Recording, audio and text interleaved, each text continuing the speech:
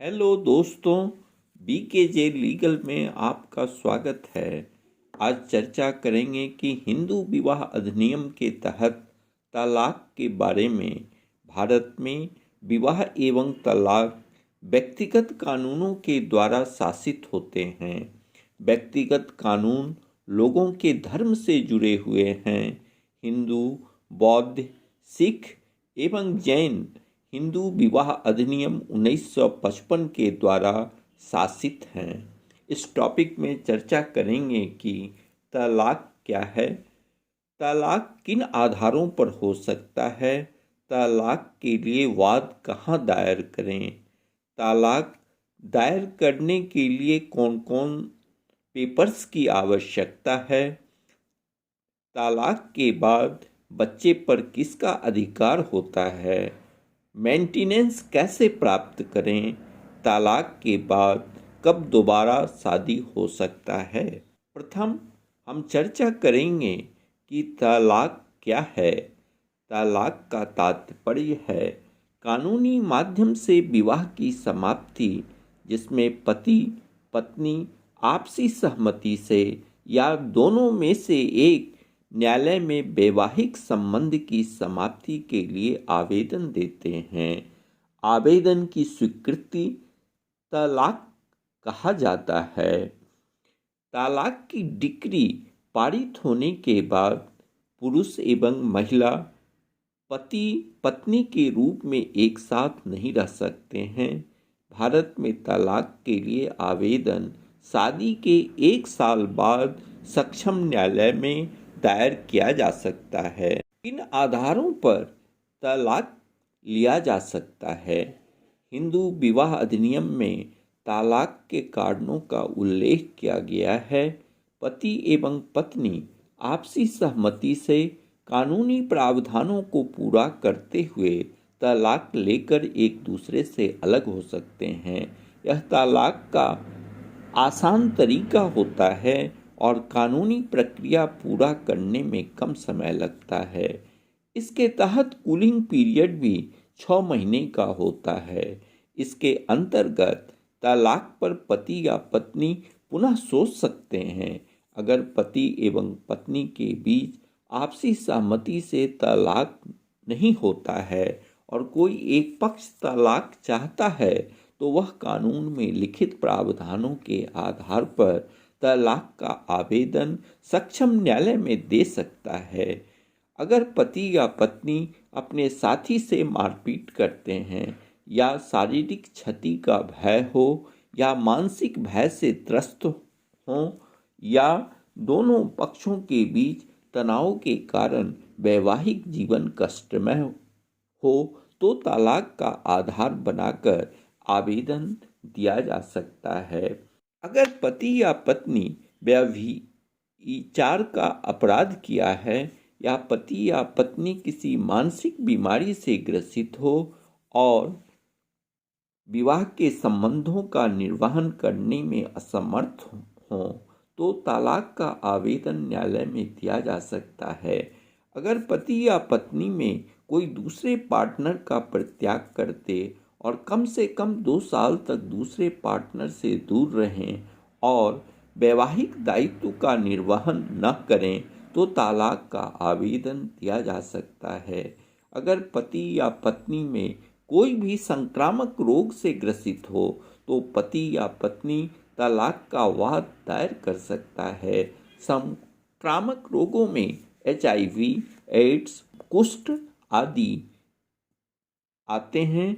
अगर पति या पत्नी 7 साल तक एक दूसरे को न देखा हो या सुना हो, तो तलाक का वाद दायर हो सकता है। साक्ष्य अधिनियम के तहत 7 साल तक किसी भी व्यक्ति का अता पता न हो तो उसे मृत मान लिया जाता है। अगर पत्नी बच्चे को जन्म देने में मेडिकली फिट नहीं हो या पति नपुंसक हो, तो पति या पत्नी तलाक का आवेदन दे सकते हैं। अगर पति या पत्नी दूसरे धर्म में परिवर्तित हो जाते हैं या पति या पत्नी अपने वैवाहिक जीवन का आत्मसमर्पण करता है एवं सन्यासी के रूप में जीवन जीने का विकल्प चुनता है तो दूसरा साथी तलाक के लिए आवेदन दे सकता है। अगर किसी बच्ची की शादी 15 साल के उम्र के नीचे होती है और 15 साल के बाद एवं 18 साल के नीचे वह वैवाहिक संबंध को अस्वीकृत कर देती है, तब वह तलाक के लिए आवेदन दे सकती है। सक्षम न्यायालय को तलाक का आवेदन प्राप्त होने के बाद यह प्रयास करता है कि पति पत्नी एक दूसरे से अलग न हों, लेकिन अगर पति पत्नी वैवाहिक जीवन जीने में असमर्थ हैं और उपरोक्त कारणों में से कोई एक कारण विद्यमान हो तो न्यायालय तलाक का डिक्री पारित कर सकता है। इस डिक्री के खिलाफ राज्य के उच्च न्यायालय में 90 दिनों के अंदर अपील हो सकता है। तलाक के लिए याचिका कहाँ दें? हिंदू विवाह अधिनियम 1955 की धारा 19 के तहत जिला के परिवार न्यायालय में तलाक के लिए आवेदन दिया जा सकता है। तलाक का आवेदन उस जिला के परिवार न्यायालय में दिया जा सकता है जहां विवाह के बाद पति पत्नी एक साथ रहना प्रारंभ किया हो, या जहां शादी हुई हो, या जहां पत्नी वर्तमान में रह रही हो, या पति याचिका के प्रस्तुति के समय रहता हो। तलाक की याचिका दायर करने में जानकार वकील की भूमिका महत्वपूर्ण होती है। तलाक के लिए कौन कौन से पेपर्स की आवश्यकता है? तलाक का आवेदन के साथ शादी का प्रमाण पत्र, शादी का निबंधन सर्टिफिकेट, पत्नी का पता, पति का पता, वैवाहिक घर का पता, शादी का कार्ड, शादी की तस्वीरें, शादी साबित करने वाले साक्ष्य, 1 साल से अधिक समय से अलग रहने का साक्ष्य, सुलह के असफल प्रयास से संबंधित साक्ष्य, पिछले 2-3 सालों का आयकर विवरणी, दोनों पक्षों की आय का विवरण और दोनों परिवारों के बारे में जानकारी आवश्यक है। तलाक के बाद बच्चे पर किसका अधिकार होता है? तलाक के बाद या तलाक की प्रक्रिया के दौरान बच्चों का कस्टडी न्यायालय के सामने एक जटिल समस्या होती है। 5 साल के नीचे के बच्चों की कस्टडी साधारणतया माँ के हाथ में दी जाती है। 5 साल के ऊपर के बच्चों की कस्टडी माँ या पिता या तीसरा व्यक्ति को दी जा सकती है। अगर बच्चा मैच्योर है तो बच्चे की कस्टडी उसकी इच्छा के अनुसार भी दी जा सकती है। इस मामले में न्यायालय बच्चों के विकास से संबंधित सभी पहलुओं पर विचार करके निर्णय लेती है। बच्चे के वयस्क होने के बाद वह किसी के साथ अपनी इच्छा के अनुसार रह सकता है। मेंटेनेंस कैसे प्राप्त करें? तलाक से संबंधित याचिका के पेंडिंग रहने के दौरान मेंटेनेंस और तलाक के बाद मेंटेनेंस निर्धारित करना भी अदालत के सामने एक कठिन समस्या होती है। पति या पत्नी, पत्नी या पति से मेंटेनेंस का दावा कर सकते हैं। अगर पति अपाहिज है या पैसा अर्जन करने में असमर्थ है तो पत्नी के द्वारा तलाक दायर करने पर पत्नी को मेंटेनेंस देना पड़ता है। अगर पत्नी धन अर्जित नहीं कर रही है तो पति को मेंटेनेंस देना होगा। तलाक की स्थिति में पति एवं पत्नी के अलग होने पर बच्चे के खान पान, रहन सहन, शिक्षा एवं इलाज के लिए मेंटेनेंस पति को देना होगा।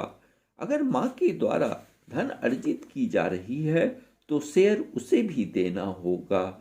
मेंटेनेंस की राशि पति या पत्नी की आय, संपत्ति एवं सामाजिक स्थिति के आधार पर न्यायालय द्वारा निर्धारित की जाती है।